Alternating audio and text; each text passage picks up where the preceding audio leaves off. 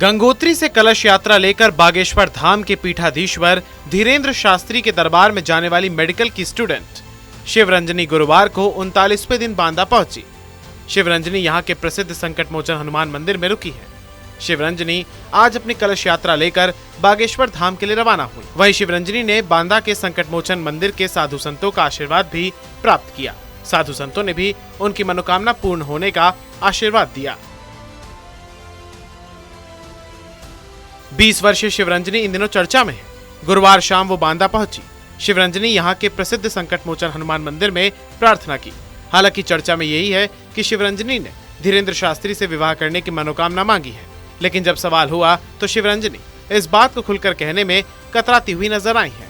शिवरंजनी एक और अपनी मनोकामना का कलश लेकर बागेश्वर जा रही है।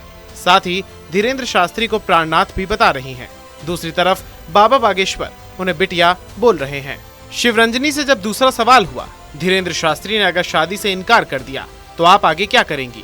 इस पर उन्होंने मुस्कुराते हुए कहा, मैंने तो कभी नहीं कहा कि मैं शादी करने जा रही हूँ या शादी का प्रस्ताव लेकर जा रही हूँ। मैं तो उन्हें प्राणनाथ बोलती हूँ। मेरे वो प्राणनाथ हैं, आगे भी रहेंगे। मैं उन्हें भगवान मानती हूँ, इसलिए उन्हें प्राणनाथ बोलती हूँ। हमारी कोशिश है कि हम 16 जून को पहुँच जाएं, लेकिन गर्मी है, 1-2 दिन आगे पीछे हो सकते हैं। शिवरंजनी ने कहा, उनका वीडियो देखने पर मन में ऐसा ख्याल आता है, मन में बसाकर तेरी मूर्ति उतारूं मैं गिरधर तेरी आरती। तेरी आरती जब मैं उनको भजनों में देखती हूँ तो मेरे मन में ऐसे भाव आते हैं। इस यात्रा का मेन जो उद्देश्य है वो सनातन धर्म का प्रचार और जो हमारी सनातन धर्म की जो संस्कृति है, बेसिकली जो नारियां जो हमारी संस्कृति को भूलती जा रही हैं उनको संस्कार के पथ पे लाना।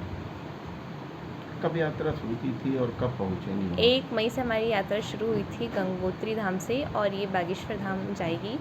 16 जून तक का हमने ऐसा एस्टिमेट लगाया, हम लोग पहुँच जाएंगे। क्या है मन में, कुछ कैसे सवाल है उनसे मिलने के बाद, क्या बात होगी?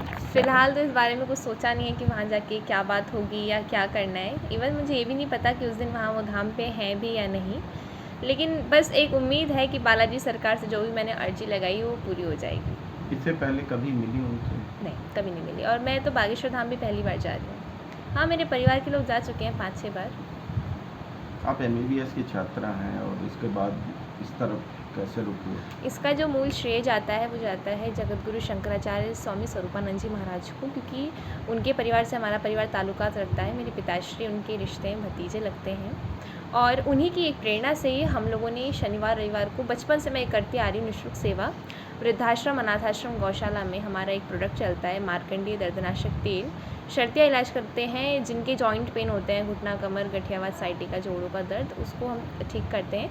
वृद्धाश्रम अनाथाश्रम और गौशाला में हम लोग निःशुल्क सेवाएं दे रहे हैं। मैं ये बचपन से देती आ रही हूँ शनिवार रविवार को, क्योंकि उनका बहुत रोल है हमारे घर में, तो इसलिए मेरा ये आध्यात्मिक की तरफ ज़्यादा झुकाव बचपन से रहा। Academic qualification just different thing. हमारा भगवान में विश्वास, भगवान में भक्ति, इट्स जस्ट डिफरेंट।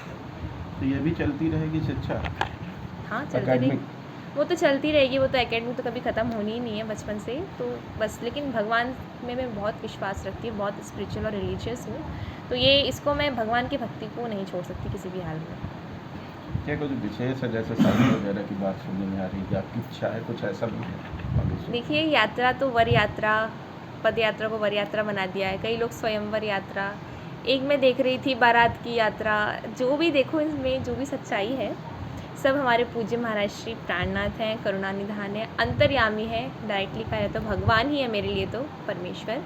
तो वही बता देंगे कि इन सब बातों में कितनी सच्चाई है, और जो कि मेरा संकल्प है मैं वो बागेश्वर धाम जाने के पहले खोल नहीं सकती।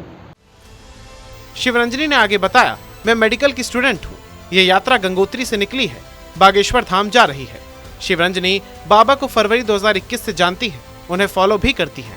वो उनसे अभी तक कभी नहीं मिली है। उन्हें बाबा भगवान के रूप में दिखते हैं। उनका कहना है, जब मैं उनसे मिलूंगी तो महाराज जी मेरी मनोकामना पर्ची पर लिख देंगे। शिवरंजनी और शिवरंजनी की कलश यात्रा पर सवाल तो कई हैं जो शिवरंजनी ही जानती हैं, लेकिन कुछ कयास कहते हैं 2021 में शिवरंजनी के साथ कुछ ऐसी घटना हुई होगी जिसमें मृत्यु का भय रहा होगा, प्राण संकट में रहे होंगे। शिवरंजनी ने बागेश्वर बालाजी महाराज और पीठाधीश्वर धीरेन्द्र शास्त्री को याद कर कलश यात्रा का संकल्प लिया होगा, जिसे वो अभी पूरा कर रही हैं। संभवतः प्राणनाथ बोलने का संकेत तो यही कहता है जिसके बाद अपने जीवन को सेवा और धर्म को समर्पित करने की इच्छा रखती हैं।